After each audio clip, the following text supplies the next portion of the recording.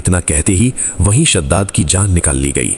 जिस जन्नत को देखने का सपना उसने पूरी जिंदगी देखा था, वो जन्नत उसकी आंखों के सामने होते हुए भी वो उसे देख नहीं पाया।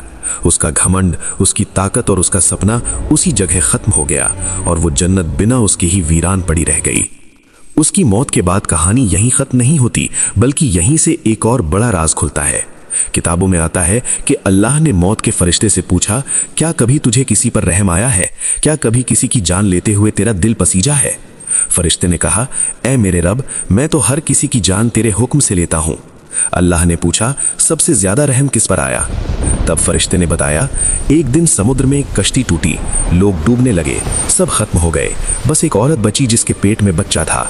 मैंने उसे एक जगह पहुंचा दिया, वहीं उसने एक बेटे को जन्म दिया।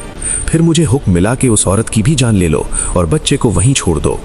उस वक्त मेरी आंखों से आंसू निकल आए।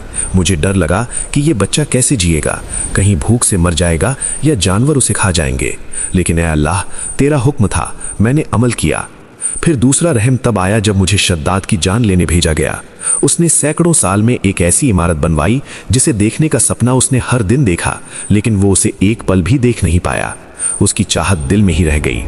तब अल्लाह ने फरिश्ते से फरमाया, वही बच्चा शद्दाद था जिस पर तूने पहले रहम किया था। मैंने उसकी मां के मरने के बाद सूरज और हवा को हुक्म दिया कि उसे नुकसान न पहुंचाएं, बल्कि उसकी रखवाली करें। मैंने उसके लिए फूलों के पत्तों से बिस्तर बनाया, उसके हाथों से दूध और शहद बहाया, उसकी जान बचाई, ताकत दी, राज दिया, हुकूमत दी। लेकिन इतना सब देने के बाद भी उसने मेरी नाफरमानी की, खुद को सबसे बड़ा समझने लगा और लोगों पर जुल्म करता रहा। इसलिए जब उसकी मौत का वक्त आया तो उसे कोई मोहलत नहीं दी गई।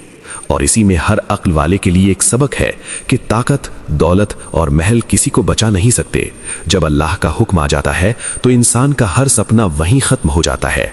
अगर इस कहानी ने आपके दिल में एक सवाल छोड़ दिया हो तो वीडियो को लाइक करें, अपनी सोच कमेंट में लिखें और ऐसे ही सच और सबक वाली कहानियों के लिए चैनल को सब्सक्राइब करें।